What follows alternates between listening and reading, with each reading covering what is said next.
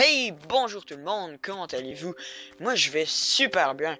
Donc aujourd'hui on est sur Minecraft pour le premier épisode de Docu Redstone.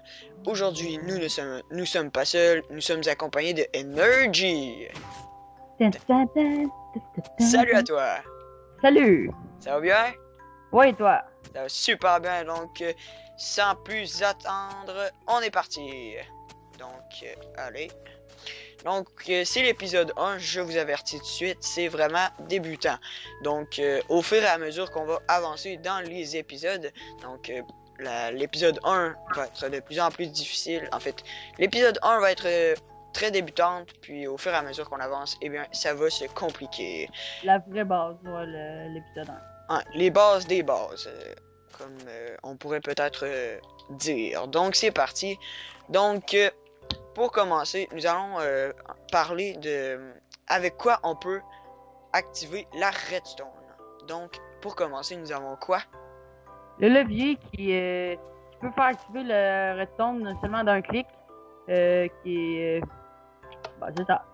Très utile. Donc, lorsque vous activez le levier, le pouvoir du levier, le pouvoir magique, envoie son pouvoir magique à la redstone qui, elle, est activée. Donc, on peut aussi placer de la redstone sous le levier qui, elle, sera aussi activée. Donc, très utile pour faire des portes cachées. Ensuite, nous avons la torche de redstone, donc qui, elle, produit un courant en continu. Donc, vous voyez, la torche de redstone, elle est allumée. Eh bien, en fait, elle est allumée.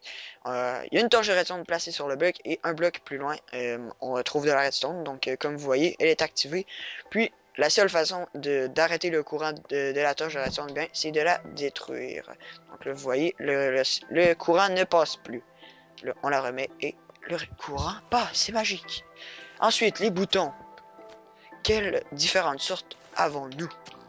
Il y en a deux, il y en a une en bois puis une en pierre, mais ça a vraiment le même rôle. T'appuies puis ça produit le courant électrique.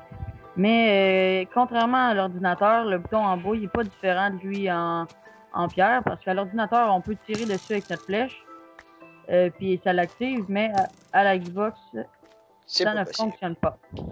Donc, on peut aussi, tout comme le levier, placer de la redstone sous le bouton. Puis tu allais activer le bouton. Donc voilà, lorsque la redstone est sous le bloc et qu'on active le bouton, on produit le même effet que le levier. Ensuite, nous avons les plaques de pression en bois et en pierre. Donc, la différence, quelle est-elle, Jeune Energy? Pour nous, les Minecraftiens, c'est la même affaire. Quand on pile dessus, les deux s'activent, mais pas les animaux et les mobs aussi, mais c'est seulement avec les objets que la plaque en bois, tu peux tirer un objet par-dessus et ça va activer un courant. Effectivement, donc en fait, très simple, la plaque de pierre, lorsqu'on tire un objet dessus, bien, il ne se passe rien. Puis, contrairement à celle de bois, lorsqu'on tire un objet dessus, vous voyez, le courant passe. Donc, Et attends, comme vous pouvez voir, les animaux aussi produisent le courant sur les deux plaques. Les deux plaques, donc vous voyez le poulet qui est posté sur la plaque et le courant passe. Donc, ensuite, prochaine chose, une des plus compliquées, hein, si je me trompe pas, là, c'est quand même assez compliqué à activer. Donc, peux-tu nous parler un peu de ce que c'est? Ça, cette plaque-ci, c'est une plaque de pression qui produit un courant électrique, mais seulement avec le wagon qui, lui, va passer par-dessus. Effectivement. Donc, en fait, c'est une rail, donc on peut trouver dans la section des rails. Donc, lorsque le minecart va passer au-dessus, ça va faire le même effet que lorsqu'on passe sur une plaque de pression. Le courant si le courant, comme vous voyez, est en dessous ou à côté, lorsque le minecart ou le wagon va passer dessus, le courant de redstone va s'allumer. Donc, on va faire un exemple. Embarque. Donc, aussi, petite parenthèse avant d'activer le bouton. Ah, c'est pas grave, ok. Donc, petite parenthèse, juste comme ça. lorsque, en fait, nous avons ici une rail d'accélération, lorsqu'on l'active avec un bouton ou un levier, donc tu peux le faire. Vous voyez, elle est rouge, donc ça fait...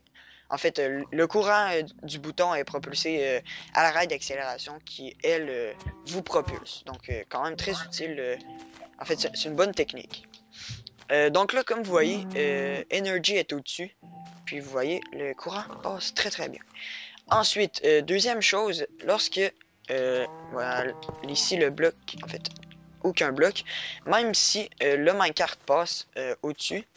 Donc, en conséquent, là, vous voyez... Ah, alors, on le voit pas. Allez, retourne. Merci. Bon. Donc, lorsque le wagon va partir, lorsqu'il passe devant, vous voyez, là, il est encore allumé, mais d'habitude, quand quelqu'un... Donc, veux-tu faire l'exemple?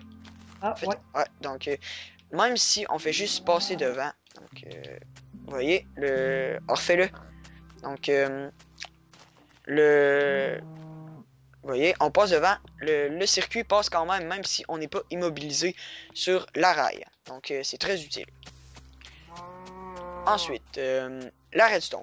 Peux-tu nous parler un peu de où est-ce qu'on peut la trouver et lorsqu'on la brise, qu'est-ce que ça nous donne? Premièrement, la redstone, on peut la trouver entre la couche 10 et 20 particulièrement. Puis quand tu casses la redstone, ça te donne plusieurs petites filaments, comme on pourrait dire, de redstone. Et La poudre de redstone. la poudre, excusez-moi. Et quand tu la poses, ça fait une ligne. Donc, ouais. Donc, c'est avec ça qu'on a fait tous nos circuits, en fait, de poudre de redstone.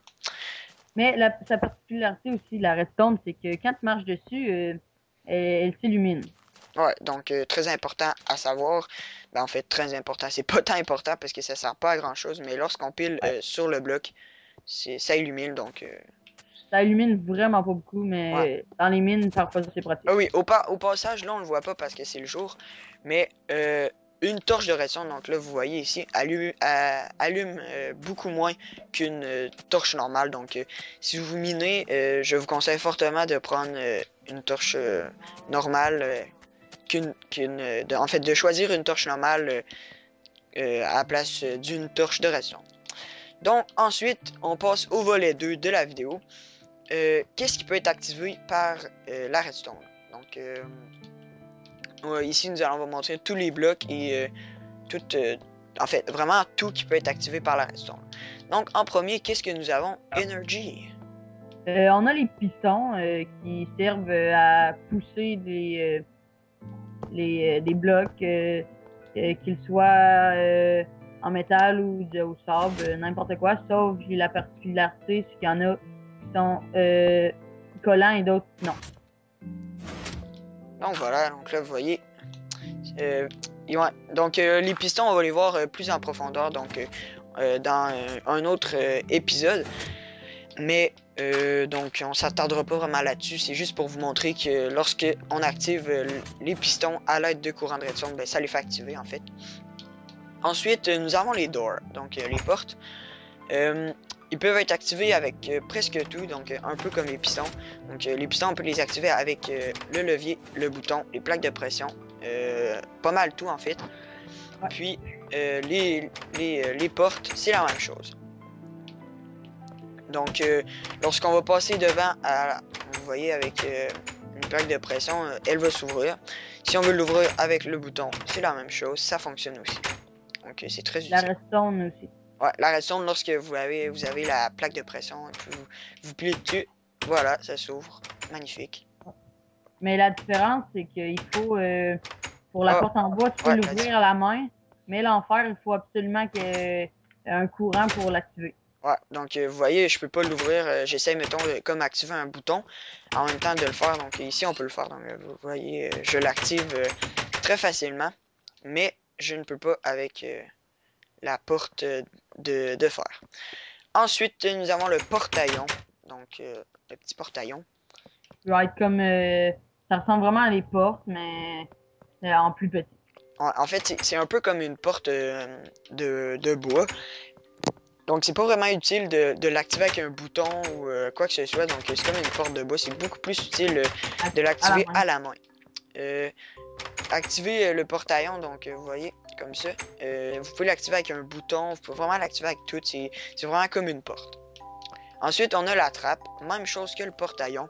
Vous pouvez l'activer avec, donc ici la trappe, vous pouvez l'activer avec ce que vous voulez, ça marche pareil. Donc là, en conséquence, ici j'ai le levier, donc vous voyez, s'active. Puis avec votre main aussi, s'active. Ensuite, on passe à quelque chose de plus compliqué, le distributeur. Donc, peux-tu nous en parler un peu, Energy? Ben, le distributeur, comme son nom le dit, ben, ça distribue les objets. Puis ça, c'est soit que tu mets un levier à côté ou vice-versa, les boutons, plaques ou redstone, ça va l'activer. Mais avec un courant de redstone aussi, tu peux en tirer. Donc voilà, en conséquence, ici, on a mis des selles donc, dans le distributeur. Donc là, en exemple, si je mets, mettons, ouais, de la redstone, puis on active le levier, la redstone va être propulsée par le distributeur. Donc c'est très utile lorsque vous voulez vous barricader, donc vous mettez des flèches à l'intérieur, ça fonctionne très très bien aussi. Comme ensuite, on a voulu faire là-bas. Ouais, on va pas vous montrer. Ouais, ça en fait on l'a déjà vu, les rails, donc comme j'avais dit, bouton ou levier, on est capable quand même d'activer. Donc là vous voyez, il est activé en permanence et là non. Mais lorsque vous faites aussi des longs circuits de rails, vraiment je vous conseille de mettre des torches de redstone, c'est beaucoup plus... Moi en tout cas j'aime mieux ça, personnellement. Là. Je trouve que... Ça prend moins de place. Ouais, ça prend moins de place, effectivement. Ça illumine en même temps. Ouais. Donc après ça, nous avons le bloc musical. Donc moi je suis pas très expérimenté avec ce bloc, donc je vais vous laisser un peu... je vais laisser la parole à Energy. Ben, le bloc musical, c'est pas très pratique dans le jeu-là, mais ça fait juste des sons qui doivent être activés à la main. Puis si tu prends un circuit de redstone, ça va tout le temps faire le même son. Ouais, en effet, donc... changer la tonalité, c'est avec ta main. Ouais, donc si on veut changer la tonalité, donc là, mettons, si on prend la note bleue comme ça, puis on active avec le levier, ça va juste faire la note bleue. Donc, ouais, même affaire. Ça marche-tu? Non, ça marche pas. Ah oui, ça marche. Donc, vous voyez, ça fonctionne. Donc, ça fonctionne avec tout. Ce aussi. Ouais. Bon. Donc, voilà. Ensuite, le dernier, et non le moindre, le plus meurtrier, le plus explosif, le plus chiant, si je pourrais dire. Hein. En mode PVP. Ah ouais, en mode PVP, le monde se font chier. Hein. Je veux briser ta maison avec la TNT. Donc, comment l'activer? Il y a comme toute autre affaire, plaque de pression, bouton, torche de redstone, un circuit de redstone, puis... Donc, en fait, c'est la classique. On peut l'activer avec tout. Mais la particularité, c'est qu'on peut l'activer avec un briquet. Donc là, en conséquent, on va l'activer avec le levier dans quelques petites secondes. Puis ça fait exploser, hein. Ça explose. Je me protège. Ben, protégez-vous, là. Protégez-vous. Close. J'ai dit d'exploser. Active donc la TNT, s'il te plaît. Ouais, bon, ben, ça a bien l'air que le levier active pas. Non, t'as pas activé la TNT dans ton monde. Ah. Select. Vive l'intelligence. Bon, on recommence. Voilà. Désolé pour le petit.